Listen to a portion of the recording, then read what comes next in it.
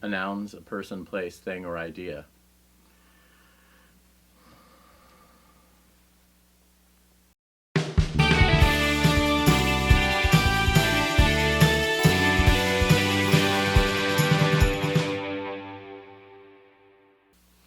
When I was in my early 20s, I discovered the Tao of Pooh, the Tao de Pooh. I don't remember what it was called.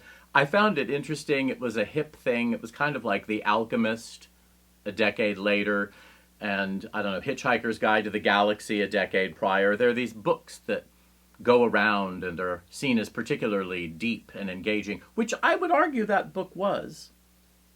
And so I mentioned it to my parents.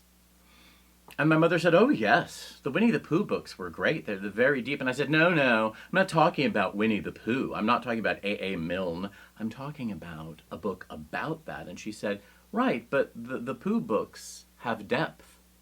It turns out that when my mom was in graduate school, she was in a group, and they were called the Sunset Sherry Circle. It was the 1960s. People drank sherry. And they would read from Winnie the Pooh and drink sherry in this guy's room that had these amazing Gothic windows that looked out on a quad. I asked how it got started. Was it a particular interest in Winnie the Pooh, or, what was it? An interest in drinking sherry? She said, "Well, no, just one day.